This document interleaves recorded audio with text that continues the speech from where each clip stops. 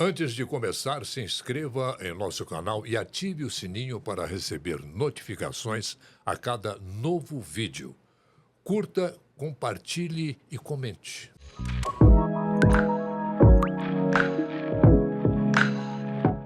Olá, estamos chegando com mais um Doses de Saúde, aquele nosso bate-papo semanal quando a gente fala sobre saúde. Que coisa melhor que isso?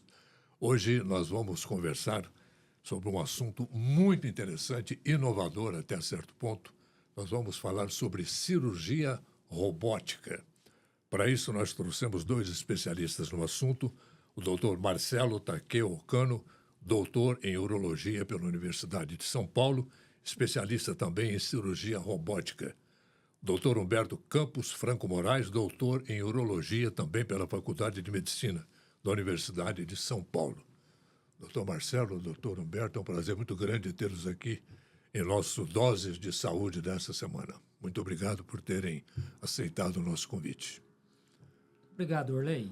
Um privilégio nós estarmos aqui, é um privilégio ter contato com você, que o conheço de muito tempo. É um prazer a gente poder falar desse assunto, que é um assunto tão inovador, né, e que infelizmente poucas pessoas têm acesso. Mas é difundindo o assunto que as pessoas começam a ter conhecimento, que as pessoas começam a entender sobre as novas tecnologias e, com isso, começa a ter acesso às novas tecnologias, né? Com certeza.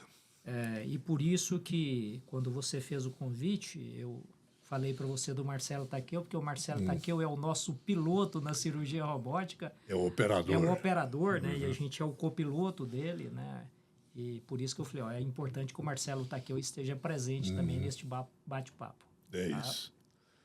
Pois é, Marcelo, muito bom você estar aqui, viu?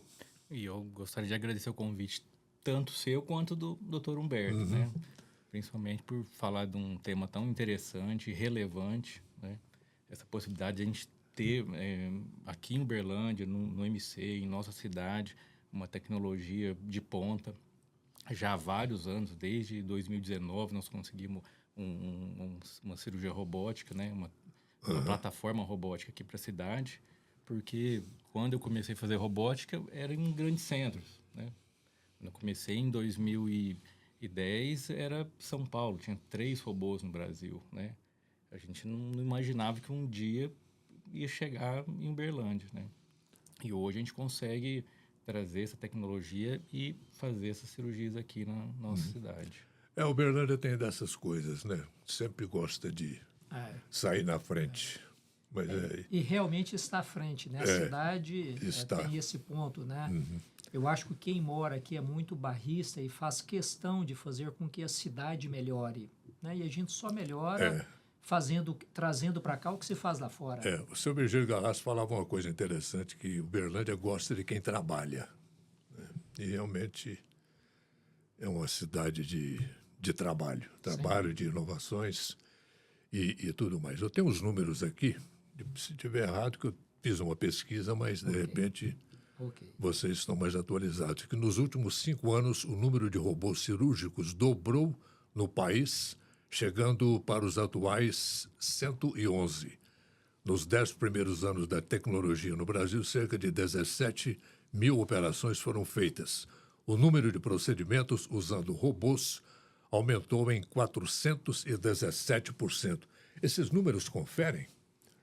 É assim, para você entender um pouquinho a história da plataforma robótica ou da cirurgia robótica, né? A cirurgia robótica ela começou no Brasil em 2008. Em 2008 foi feita a primeira cirurgia robótica em São Paulo, no Einstein. Eram poucas pessoas que conseguiam manusear um robô. E em 2010, o Marcelo Takeo, 2009 para 2010, o Marcelo Takeo ele foi para São Paulo fazer um fellow com o professor Miguel Zurugi. E tinha um dos assistentes do professor Miguel Zurugi que tinham voltado dos Estados Unidos. Ele tinha feito um pós-doutorado em Harvard e ele apaixonou-se pela plataforma robótica e começou a cirurgia robótica no Hospital Oswaldo Cruz. E o Marcelo Takeo, que foi para São Paulo para voltar para trabalhar com a gente, nos deu um alô, falou, vou ficar mais um ano em São Paulo fazendo cirurgia robótica. E nós o incentivamos. E ele começou a fazer a cirurgia robótica e ele mostrava os resultados para a gente, eram resultados fantásticos. E no retorno, quando foi para voltar para Uberlândia, nós colocamos para ele, nós temos de organizar essa tecnologia em Uberlândia. E nós achávamos que nós não conseguiríamos. E o robô, ele começou de uma forma muito lenta a ter em algumas capitais. Primeiro foi São Paulo, depois foi Rio de Janeiro, foi Porto Alegre, Belo Horizonte. E o primeiro robô que teve no interior foi em Campinas. E depois disso, Campinas foi Ribeirão e Uberlândia foi mais ou menos na mesma época, que foram as cidades do interior a ter a plataforma robótica da Vinci, que isso foi em 2019. Hoje ainda não são em todas as capitais que tem plataforma robótica, em quase todas as capitais que tem plataforma Barretos robótica. tem também já há algum tempo. Né? Barretos tem algum tempo, né? Barretos foi um pouquinho à frente de Uberlândia. O Barretos a gente até coloca assim um pouquinho diferente pelo sistema que é Barretos, né? Certo, que é uma fundação e tal, que tem alguns pontos diferentes disso, né? E hoje, para você ter uma noção, a nível de mundo, principalmente Estados Unidos, as cirurgias convencionais abertas nos Estados Unidos hoje são feitas muito poucas. Hoje a maioria das cirurgias elas são feitas na plataforma robótica. Antes nós só tínhamos o robô Da Vinci e hoje estão surgindo alguns outros robôs. E hoje de outras marcas. Tem outras marcas, né? Eles perderam, deu 10 anos, com 10 anos eles perderam a exclusividade do mercado e começa a surgir outras empresas no mercado. Certo. E a gente acredita que isso é um ponto positivo, porque vai baratear, né? Com certeza. Eu não sei se você chegou a ver o custo de uma plataforma robótica. Não. O robô ele custa em torno de 2.500.000 dólares e você, usando ou não, ele tem um custo mensal em torno de 100 mil reais. Você usando ou não.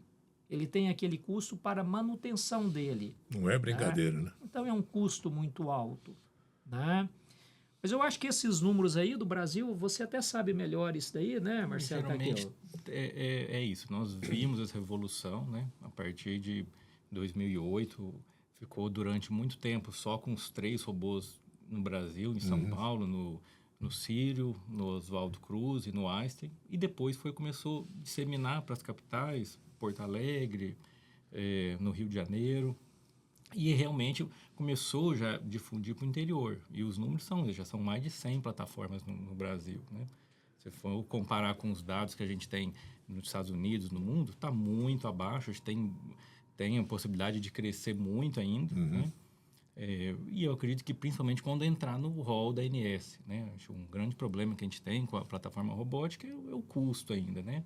Se a gente for avaliar benefícios, vantagens, não tem como comparar, né, com cirurgia aberta ou com cirurgia laparoscópica.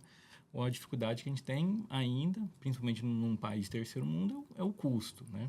A diferença da robótica para a laparoscópica é grande a diferença? É grande, né? Eu tive a oportunidade de passar por essas etapas, né? No começo da minha formação, não tinha um robô, fazia cirurgias abertas. Hoje faz muito tempo que a gente não faz nenhuma cirurgia aberta. Vi evolução para laparoscópica, até chegar no robô. Na cirurgia laparoscópica, é uma cirurgia teoricamente melhor que a aberta, porque ela é menos invasiva, né? Não precisa de fazer grandes cortes, grandes incisões, com pequenos orifícios, furinhos, a gente passa trocáteres, uma câmera de vídeo, e o cirurgião comanda umas pinças, que são umas pinças longas, e consegue fazer a cirurgia. A diferença no robô é que também nós fazemos pequenas incisões, passam uns trocáteres, e o cirurgião não segura a pinça. Quem segura as pinças são os braços robóticos. O cirurgião comanda esses braços. É isso que eu ia te perguntar. Muita gente fala, o robô é que faz a cirurgia. Não é. Não, para ter uma ideia, quando a gente está no console, que é onde a gente controla os braços do robô, eu olho dentro da cavidade em 3 dimensões. e tem um sensor do lado ali. Se eu não estiver olhando, se eu afastar um pouquinho a cabeça, ele trava. Ele não faz nenhum movimento se eu não estiver lá olhando e com o rosto em cima desse visor, né? Então, ele não faz nenhum movimento se não tiver o comando do cirurgião, né? E a gente consegue controlar essas pinças fazendo mais movimento que a mão humana. Essas pinças do robô tem muitas articulações. Então, a gente consegue fazer mais movimentos, noção de profundidade, de movimento mais delicado. A precisão é milimétrica. A precisão é milimétrica. A gente consegue ter uma visão melhor, porque quando comparo com o laparoscópio eu tenho uma visão em 2 dimensões. No robô eu vejo em 3 dimensões. Eu tenho uma visão em 3D. Então, imagina que em algum momento da cirurgia eu estou com uma dúvida numa parte, se tem tumor, se está saindo do órgão. Eu consigo aproximar uma câmera, olho com um aumento de 10, 15 vezes, em alta definição. E aí eu chego com os instrumentos, com as pinças e consigo fazer movimento fino, delicado. Então, melhora os resultados, né? Então, principalmente naquelas cirurgias mais longas, cirurgias oncológicas, cirurgias reconstrutivas. É um auxílio muito grande. O uso principal do robô é mais em ginecologia e urologia? Ou toda especialidade? A cirurgia robótica, ela começou com o uso principalmente na urologia. O urologista, ele trabalha numa área que não é muito privilegiada, né? Porque ele trabalha lá embaixo, na pelve do homem, né? Que a principal cirurgia que o robô começou a surgir foi nas cirurgias de câncer de próstata. E a pelve, ela fica muito embaixo e o local de você trabalhar é um local que limita muito o movimento humano. Então, quando o robô ele surgiu, um dos pontos básicos foi para a urologia, né? Então, onde você tinha dificuldades de ter acesso, você passou a ter um acesso muito simples, porque para você ter uma noção, né? A minha mão, que não é uma mão tão grande de cirurgião, mas se você colocar na pelve de um homem, ela vai ocupar todo o espaço. O braço de um robô, a ponta dele tem 1 centímetro, são 10 milímetros. E ele faz o mesmo que a minha mão faz. Então, em 10 milímetros eu coloco ali uma pinça que exerce a mesma função da minha mão. E tudo isso sem tremer, né? Zero de tremor. O robô ele tem o filtro de tremor e que ele não tem nada de tremor. Então, na maioria das vezes, o Marcelo Takeu, ele está trabalhando com a tesoura, com um porta-agulha, com a pinça que está puxando, com outra pinça que está afastando, num espaço tranquilo, onde não caberia a mão de um cirurgião. Então, a cirurgia robótica, ela surgiu com isso. Bom, e como é da índole do cirurgião, o cirurgião ele é muito inquieto, e por isso que ele é cirurgião, né? Um cirurgião, ele não dá conta de contentar com uma coisa só. As outras especialidades, elas começaram a estar alerta para isto, e hoje, no MC, é feito cirurgia robótica urológica, ginecológica, cirurgião geral, cirurgias oncológicas, cirurgias com pneumologista e agora começaram as cirurgias cardiológicas. Né? As cirurgias cardíacas, elas estão em um avanço muito grande, onde se faria grandes incisões de seccionar ossos na caixa torácica, hoje é feito com pequenos furinhos também. Daqui a um período, nós não sabemos onde isso vai chegar, mas daqui a um período vai acabar a cirurgia aberta. Nós não temos noção aonde vai chegar isso daí. Né? E o pós-operatório é bem menos traumático, né? Vamos dizer assim. A cirurgia é muito menos invasiva, né? Então, logo no início das casuísticas, né? Com os trabalhos científicos já mostravam benefícios muito fáceis de demonstrar em relação ao sangramento, né? A dor no pós-operatório, que a evolução era muito menor. Imagina que a gente não tem que fazer grandes incisões com pequenos furos. Esteticamente também para o paciente. Esteticamente, menor risco de infecção, né? A recuperação no pós-operatório. Então, quando no início da minha formação aí, a gente fazia prostatectomia aberta, às vezes os pacientes ficavam 3, 4 dias internados. Hoje, numa prostatectomia robótica, o paciente vai embora com 24 horas. Essa prostatectomia que você está falando é quando tira a próstata Tira a toda. próstata. É a radical, que eles falam. Prostatectomia radical. O robô, ele passa por revisões sistemáticas, né? Porque é uma máquina, então tem que ter... Como é que é isso? Como é que é feita essa... O robô, ele tá conectado à internet, né? Ele tem ele é interligado. Ele tem revisões periódicas, né? E quando tem qualquer sinal, ele emite códigos. Então, quando tem algum problema, que é muito raro, a gente consegue identificar que ele, no próprio visor, ele já dá um código já mostrando algum problema. Então, e isso ele tem contato direto, né, com a empresa. Tem engenheiros que fazem parte da equipe quando tem algum problema dentro do hospital. Então, é muito raro ter algum problema no intraoperatório por falta de algum problema técnico do robô no intraoperatório. A manutenção de uma máquina dessa demanda um custo alto, né? E aí, só para complementar isso que o Marcelo está aqui falando, isso é um ponto que você colocou que às vezes os pacientes perguntam para a gente, e se der problema na hora? É uma preocupação muita que tem. pergunta que eu faço aqui, eu estou talvez interpretando o que o cidadão que está lá em casa... Está lá em casa e ele está falando, ó, e se eu estiver lá operando... Será que o Orley vai perguntar isso agora? Isso. Ó, e se der problema? Bom, eu acho que nunca aconteceu, né? A cirurgia robótica no MC começou em 2019. Bom, o robô é um computador. É isso que o Marcelo falou, né? Como todo computador, ele também tem tempo útil. Né? O hospital ficou com Aquela história, né? Deu um problema no sistema. Deu um problema no sistema, né? Mas assim, o robô, ele vence como um computador. Apesar de ser 2.500.000 dólares, comprou um em 2019 e em 2022 trocou, né? Trocou o equipamento. 2023, final de 2022 para início de 2023, comprou, porque como o computador, ele solta uma versão melhor. Onde você tem mais resolução, onde você tem mais dados, né? Então, isso aí não tem jeito. De vez em quando você tem que trocar o equipamento. Apesar de ser expulso, tem que trocar o equipamento. E a hora que eles vão valorizar o seu usado, aquilo não vale nada também, igual o computador. Do mesmo jeito, né?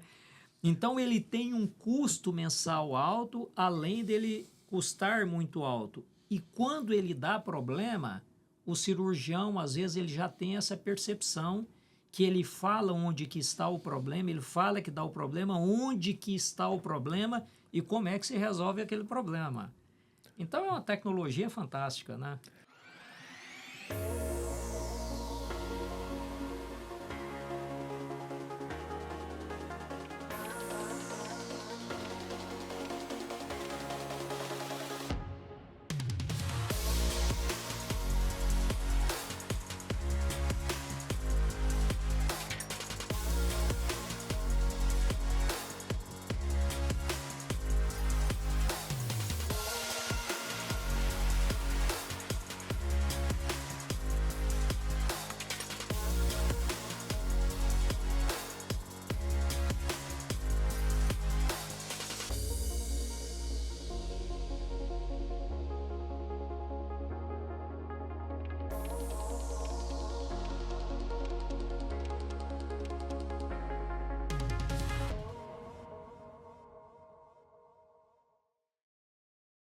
E tem uma equipe toda, né, Takeo, para comandar a máquina. Não é só você ali operando. Não, é uma equipe toda e uma estrutura hospitalar também que tem que ser bem compatível. Quando o MC investiu no robô, não era apenas o custo do robô. Então, toda a questão precisou de adaptar uma sala própria. A sala ela tem que ter uma temperatura adequada. Esse robô ele fica ligado diariamente. O robô ele não desliga. Tem uma parte do robô, porque o robô ele é composto por 3 partes, né? Tem uma parte que é uma torre de vídeo, uma parte que é o console, onde o cirurgião comanda aqueles braços, e tem os braços robóticos de uma forma geral, que é uma torre onde ficam os braços do robô. Essa parte que tem os braços, ele fica ligado na tomada o tempo todo. Ele não desliga, né? E quando vai montar um serviço de cirurgia robótica, além da sala própria, da equipe de enfermagem, de engenheiro, do próprio hospital, o departamento que faz a preparação do material, né? Também precisa de ser adequada. O hospital teve que investir em equipamento, autoclave, equipamentos compatíveis com a esterilização do material do robô. As pinças do robô, elas têm um custo, elas têm uma vida útil, né? Dependendo do modelo do robô, depois de 8, 10 usa, mesmo estando intactas as pinças, elas são desprezadas. Não dá para trabalhar com mais ou menos, né? Não. Segunda mão também não nem existe, pensar, né? zero. Não existe essa possibilidade. Você conecta lá, não funciona. Ele já dá que expirou as vidas úteis da pinça e mesmo que ela esteja intacta, não usa. Ele trava. Aí tem que trocar. É um tratamento que não é acessível a todo mundo, né, doutor? O que o Marcelo Takeu colocou, né? Hoje, a cirurgia robótica ela não está no rol de procedimentos médicos. O que significa isso? Que não existe a cirurgia robótica a nível de convênio, né? E por isso que, infelizmente, é um procedimento de um custo mais elevado, né? Apesar de ter todos estes pontos positivos que o Marcelo Takeu colocou, né? Baixo período de internação, baixa taxa de complicações, baixa taxa de sangramento, um pós-operatório com muito pouca dor, né? Tanto que os pacientes recebem alta aí com 24 horas, na maioria das vezes, com 10 dias, eles estão trabalhando, tocando a vida normal. Eu fiz uma cirurgia robótica. Isso. Quer dizer, foi robotizado, né? Isso. Até o senhor acompanhou essa história já. Isso. E realmente é um período de recuperação fantástico, uma coisa que... Então, assim, é uma pena que nós falamos que é um custo que ele não é acessível a todas as pessoas, né? Só que o mundo, ele caminha para melhorias. Inclusive, a melhorias de tudo Ainda é fazer bem, com né? que as pessoas tenham acesso, né? A gente... eu já vivi tantas coisas na área de saúde, né? E um exemplo, quando na minha formação de urologista, eu não faço praticamente mais nada do que eu fazia 35, 40 anos atrás. Nada. Hoje é completamente diferente, né? E falar, como é que era lá atrás? As pessoas tinham acesso à tecnologia? Não tinham acesso à tecnologia. Hoje eles têm acesso a grande parte da tecnologia. São poucas coisas, mas terão? Nós acreditamos que sim, nós acreditamos fielmente nisso daí. Né? É muito interessante isso, né? De repente não bate uma saudade, Marcelo, do bisturi, daquela coisa toda, aquela parafernália, aquele cheiro do centro cirúrgico. Não bate porque, de qualquer forma, a gente usa o bisturi para fazer um corte ainda. Ao invés de fazer um corte de 10, 15 centímetros, a gente faz um de 1 que atende a saudade do bisturi. A adrenalina do cirurgião é sangue. Né? A adrenalina do cirurgião é sangue, né? Quando você vê... Né? Antes nós falávamos o seguinte, que grandes cirurgiões, grandes incisões. Era isso que você rotulava que um cirurgião era muito bom, né? Hoje é o contrário. Hoje a adrenalina do cirurgião não é mais sangue. A adrenalina do cirurgião é tecnologia. Grandes cirurgiões, pequenas incisões. Porque é aí que está o diferencial. É ele ajudar uma pessoa com pequenas incisões, com baixas taxas de sangramento, mas com bons resultados cosméticos, que sejam oncológicos, que sejam resultados de pós-operatório sem dor. Essa que é a adrenalina do cirurgião atual, né? Isso aí que é fantástico, né? E principalmente para a minha geração, que nós passamos lá, que na época era isso, né? Cirurgião bom tem que fazer corte grande, né? E hoje eu convivo com um cirurgião que faz cortes pequenos e vive a mesma adrenalina minha. Isso é fantástico, né? As faculdades de medicina os cursos de medicina estão preparados para essa evolução, Marcelo? Você acha? Ainda não, né, Orley? Principalmente por causa do custo, né? Para ter uma ideia, são poucos hospitais universitários, né, federais e mesmo particulares que têm plataforma robótica na sua formação. Que eu sei é no ICESP, né, em São Paulo, que está ligado à USP. Mas os alunos, de uma forma geral, próprios cirurgiões, eles têm pouco acesso, né? Pelo menos, principalmente pelo custo, né? Vocês acreditam que no caminhar da tecnologia, que é tão dinâmica, essa cirurgia que nós vimos há pouco tempo que vocês fizeram já anos atrás, essa cirurgia pode acabar? Pode acabar, né? A formação hoje do cirurgião, ele é uma formação bem diferente do que era o cirurgião anterior, né? E ela acaba pelo seguinte, porque se ele não manipula o robô, ele manipula a cirurgia laparoscópica. E a cirurgia laparoscópica, ela já foi um passo para mudar a cirurgia convencional, que é a cirurgia aberta. E o robô está vindo para substituir a cirurgia laparoscópica. Entendeu? Então, a laparoscopia foi a grande evolução e o robô ele veio para suprir a cirurgia laparoscópica. Né? E o grande detalhe de tudo isso daí é como é que você vai formar cirurgiões robóticos. Né? É o cirurgião ele sair da formação dele manuseando o robô. Para a gente é uma realidade difícil ainda pelo custo que tem o equipamento, que o custo dele é muito alto. Mas isso daí, breve, isso daí vai acontecer, né? Os hospitais de referência, os serviços de referências... O retorno, né?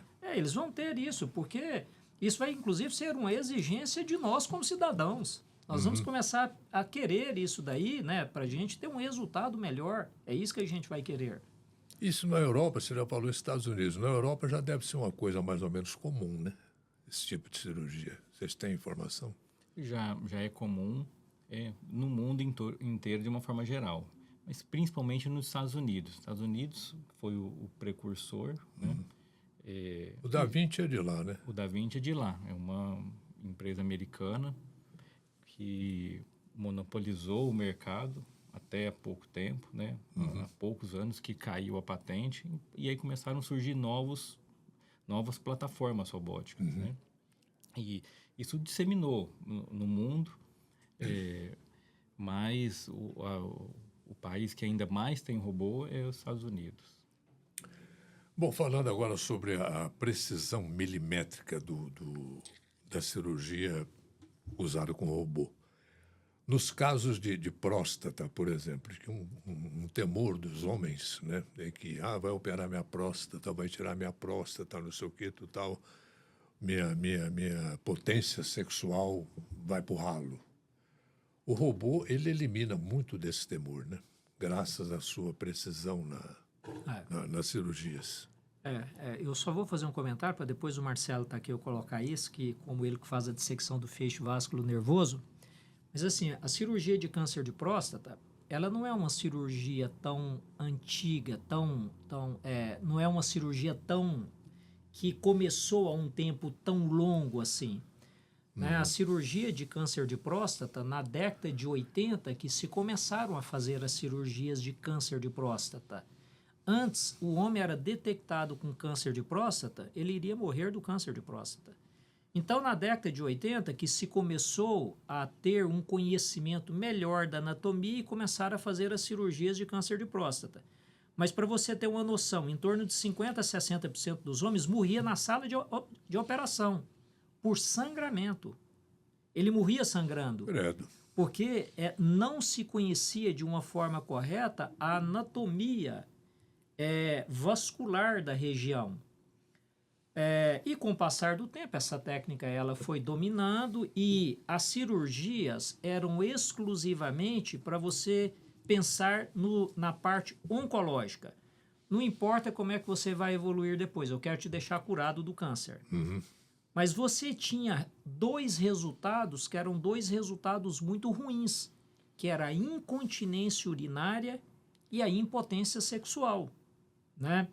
E a cirurgia robótica, ela veio justamente para pegar essa lacuna. Como é que eu deixaria um homem curado, mas que eu não deixasse ele com tantas lesões Qualidade de vida miserável, Qualidade de né? vida. Isso que, inclusive, foi tese de doutorado minha do Marcelo Taqueu, né? O Marcelo Taqueu, ele fez a parte do doutorado, eu peguei um braço do doutorado dele e eu estudei. O Marcelo Taqueu, ele pegou resultados oncológicos e outras coisas, e eu me ative em resultados de potência sexual e de continência urinária, né?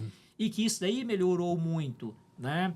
E que eu acho que o Marcelo Taqueu explica quais são as jogadas para você tentar preservar isso daí, né, Marcelo? A próstata, na verdade, ela não foi feita para ser retirada, porque ela está numa localização no homem que nós somos teimosos. A gente tinha que deixar ela quieta lá, né? Mas aparece o câncer e não tem jeito, temos que tirar. A pelve masculina, ela é uma região fixa, né, envolta por ossos e muito vascularizada, né? A gente tem várias veias, varizes venosas que ficam em contato com esse osso da pelve, ao redor da próstata. Então, é uma cirurgia tecnicamente difícil. O robô auxiliou muito, né? Tanto para a gente tentar melhorar os resultados oncológicos e esses funcionais, que são da ereção, né, da impotência e da continência urinária. Com o robô a gente consegue visualizar melhor. Na verdade, a gente não tem um feixe bem delimitado, tem um nervinho ali. Ao redor da próstata tem um tecido vasculonervoso, tem alguns tecidos mais maleáveis, tem pequenos vasos sanguíneos, pequenos filetes nervosos. E quando a gente consegue soltar esse tecido da próstata, descendo todo esse tecido pela lateral, a gente consegue preservar mais esses nervos. Então, com o robô, a gente consegue, além de fazer esses movimentos mais finos, delicados, a gente consegue visualizar melhor, porque se tem alguma dúvida, parece que tem tumor grudado nesse tecido, nessa inervação, não, temos que ir mais longe, não dá para preservar tanto. Então, isso auxilia, essa visão melhor, esses movimentos mais finos, delicados. E o preparo pré-operatório também evoluiu muito, né? Para ter uma ideia, eu que faço biópsias de próstata também, que é o que vai dar o diagnóstico, quando a gente vai fazer a biópsia, com uma ressonância prévia, uma ressonância multiparamétrica de 3 Tesla, que já dá mais ou menos a localização que está o tumor. Então, quando a gente tira os fragmentos para detectar o tumor, com o resultado da anátomo patológico, eu já sei mais ou menos onde está o tumor, eu comparo esse resultado da localização com o resultado da imagem da ressonância, e chega no intraoperatório e fala, não, é um tumor que está na base lateral do lobo esquerdo da próstata. Aqui eu não vou poder chegar tão perto do nervo. Aí eu olho a imagem lá no intraoperatório, 20 vezes de aumento em alta definição, aproxima. Não, esse tecido aqui está meio estranho. Vou chegar mais longe, não vou preservar tanto o nervo. Comparo a ressonância com a biópsia com o intraoperatório. Nossa, esse tecido está normal. Vou conseguir chegar rente à próstata, vou deixar muito nervo aqui. Então, esse preparo, esse estudo, isso ajuda muito, né? É um trabalho bem artesanal, né, não, doutor? Bem artesanal, né? Com artesanal robô... que eu falo assim, não expressei mal. Mas é artesanal do ponto de vista de você liberar aquele tecido, trabalhar para você não lesar o tecido, né? E demanda também muito capricho, né? Cuidado. Cuidado. Conhecimento de anatomia que você tem de ter. Eu vou fazer uma expressão aqui meio tosca. Se for um profissional lambão, vamos dizer assim, toca aquilo ali de qualquer jeito e... Vai se dar mal. Tá bom e vambora. Vai se dar mal. Vai, né? Vai terminar mal. Né?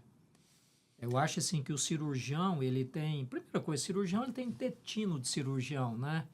O cirurgião, ele tem pressa na hora que ele tem de ter pressa, ele tem de ter cautela quando ele tem de ter cautela. E a cirurgia robótica, ela exige cautela o tempo todo. O cirurgião está trabalhando ali, né, o tempo todo com muita cautela, porque se ele tentar mudar os passos das cirurgias, aquilo não vai terminar bem. E o cirurgião, tudo que ele opera, ele começa a colocar aquilo ali dentro de uma programação mais ou menos estabelecida dele. O Marcelo Taqueu hoje, ele senta no console para colocar uma cirurgia, ele previamente, ele já tem na cabeça dele os passos da cirurgia, está definido como é que ele vai fazer. Se no meio do caminho alguma coisa mudar alguma coisa, ele tem de ter as saídas. E por isso que tem de ter experiência, né? Hoje o quê? Quantas cirurgias robóticas você já tem feito hoje, mais ou menos? Aqui em Uberlândia, já mais de 400. Mais de 400. 400. Aqui em Uberlândia, né? E vamos tirar o tempo que ele ficou em São Paulo. Só na tese de doutorado dele, ele tem uma casuística de 200 cirurgias robóticas. Não. E que eu aproveitei isso daí. Eu aproveitei. Ou seja, depois disso, ficou operando em São Paulo. Então, quanto mais faz, mais ele faz uma programação de como ele vai operar. E se aquilo sai um pouquinho do eixo, ele já tem a experiência que ele já fez de outra forma. Quem faz mais, faz melhor. Não tem como isso daí. E por isso que nós concentramos na mão dele. Né? Por isso que nós falamos, vamos concentrar na mão de um, porque quem faz mais, faz melhor. Isso é claro para todo mundo. Né? Às vezes as pessoas falam, mas se vocês concentraram na mão de um cirurgião, eu coloco isso para os pacientes. Estamos na cirurgia, estamos juntos, mas quem opera é ele. Ele que opera. O jogo da gente é um jogo muito claro. É tanto que lá na clínica a gente passa, os pacientes passam com ele para conhecer. Paciente meu fala, não, você vai conhecer o Marcelo Takeu, que é ele que opera. Mas por que na mão de um? Quem faz mais, faz melhor e tem casuística. E esse é o intuito da gente, é melhorar a condição de vida do outro. Né?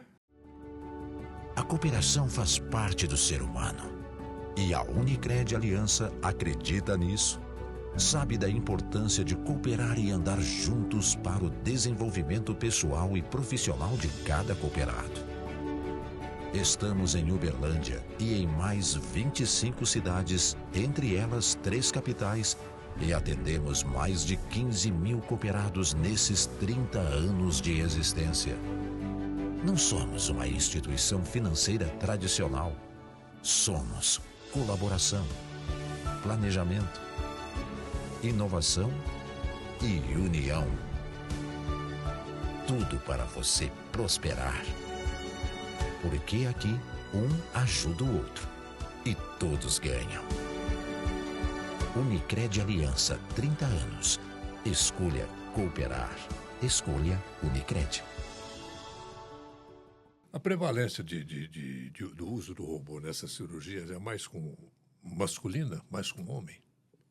É mais do ponto de vista urológico, é mais com homem por causa da próstata, que é o volume maior. Mas a gente já usa o robô para outros tipos de cirurgias urológicas, né? Tumor de rim, câncer de rim, né?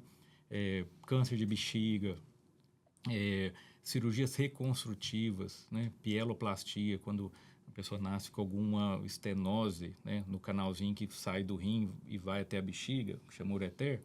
A gente faz cirurgias reconstrutivas também com o uso do robô. Né? Paciente que tem alguma alteração, que tem uma estenose de ureter, a gente consegue fazer também o reimplante ureteral com o uso do robô. Então, teoricamente, toda cirurgia que poderia ser feita de forma laparoscópica pode ser feita com o uso do robô, né? Com vantagens, né?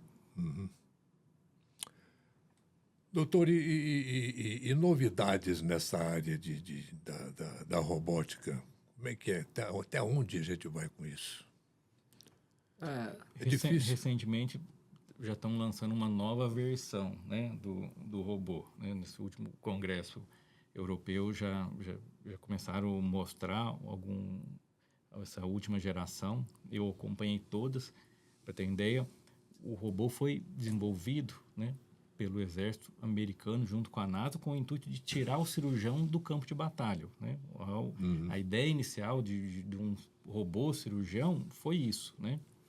Então, o primeiro protótipo que foi feito, eu tive a oportunidade de fazer esse treinamento com ele, eu vi esse robô, fiz o treinamento, ele fica no laboratório do Children's de Boston, que é o hospital infantil de Harvard.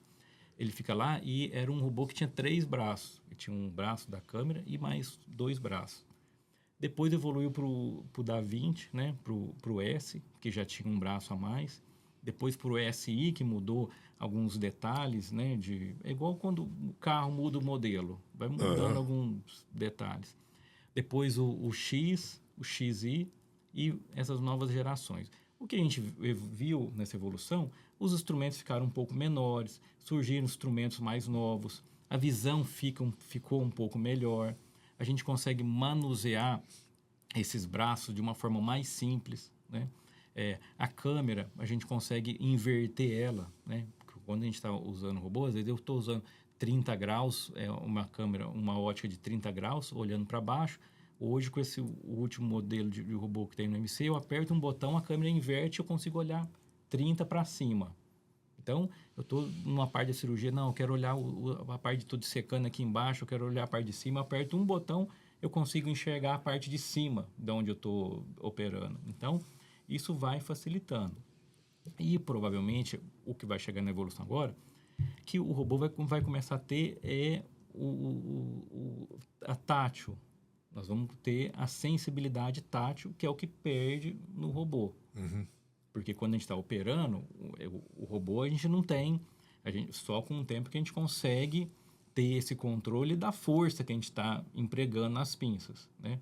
A gente ganha muito na questão da visão, com detalhe, mas perde um pouco na força, que com o tempo você consegue ajustar isso. Uhum. Então, essas novas gerações já vão... Nós vamos conseguir ter essa sensação tátil nas pinças do robô, que vai ser transmitida para a mão. Que coisa interessante. E um outro ponto também, só para complementar, que o outro detalhe é você trabalhar no orifício só. O single port. O single port. Hoje a gente faz 4, 5 buraquinhos. Hoje trabalha para você... Hoje a evolução vai ser para você fazer um orifício só. Você trabalha naquele orifício só. Acabou, não tem mais aqueles buraquinhos de lado. Gente... Vai chegar num ponto que não vai ter buraquinho.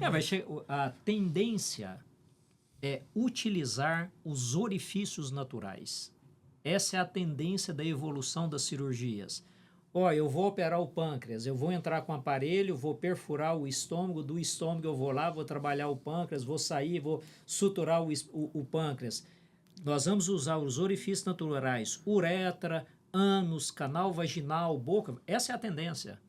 Vai ser assim que vai acontecer. Você vai operar e não vai ter cicatriz nenhuma mais. Né? Que loucura. Hoje a gente vive revolução tecnológica a todo instante, né? Para você ver. A cirurgia do crescimento benigno da próstata, do HPB. Hoje entrou uma tecnologia nova no mercado que chama Rezum. O Rezum, você não precisa de internar mais um homem para operar a próstata benigna. É como se você fosse fazer uma colonoscopia ou uma endoscopia. Você dá uma sedada nele, você injeta vapor superacrescido de água na próstata e você libera ele para casa. Acabou, vai embora.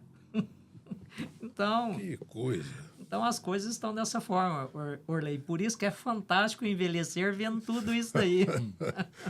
Esse tratamento que você acabou de falar, ele passa pelo SUS? O Rezum, tudo isso aí, todas essas tecnologias não tem, né, nem em quem tem convênios médicos, porque elas ainda não fazem parte né, dessa tabela, que é uma tabela dos convênios médicos. Né? Porque são tudo tecnologias recentes. Né? Bom, 2 urologistas na mesa, eu tenho que perguntar, né? Como é que estão os problemas de urológicos no pessoal aí? Os casos têm aumentado? Como é que está? Nós observamos, principalmente pós-pandemia, né, nos primeiros anos pós-pandemia, uma elevação muito grande de casos mais graves, né, de tumores mais avançados. Relacionados à doença. Relacionados à doença, né? Provavelmente pelo tempo que a população ficou sem fazer exame de check-up, sem fazer exame de rotina, né? Então, logo no término da pandemia, o que a gente notou no nosso dia a dia, né, foi uma elevação dos casos graves que a gente não chegava habitualmente, né, no período pré-pandemia, né? E hoje já está mais... Já está mais equilibrado. Já está mais né? equilibrado. Mas assim, o câncer de próstata, 16% da população masculina vai ter. Né? Se então, não teve, vai ter. Se não teve, vai ter. Né? Então, para você ver, né, é uma doença altamente prevalente.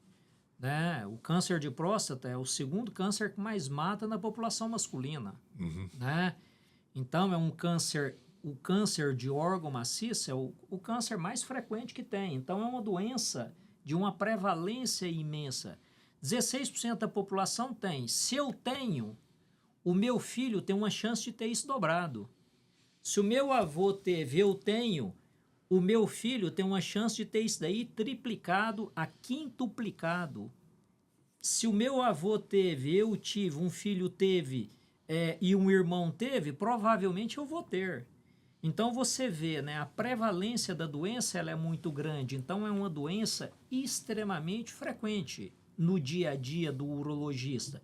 E nós estamos falando de uma doença maligna. A doença benigna, que a cirurgia robótica também serve para tratar a doença benigna da próstata, ela também trata, é mais prevalente ainda. Né? Nós vamos envelhecendo, a próstata vai crescendo, nós vamos tendo um padrão urinário pior pelo crescimento da próstata, que a cirurgia robótica também trata aí, né? Trata isto. Então, assim, as doenças prostáticas são muito prevalentes e a rotina do consultório do urologista, né? O dia a dia do urologista é lidando com a próstata. Não existe um remédio, um preventivo, né? Mas tem a prevenção. Né? O toque ainda é a grande ferramenta. A gente fala que a gente não consegue prevenir a doença, né? A gente dá o diagnóstico precoce da doença.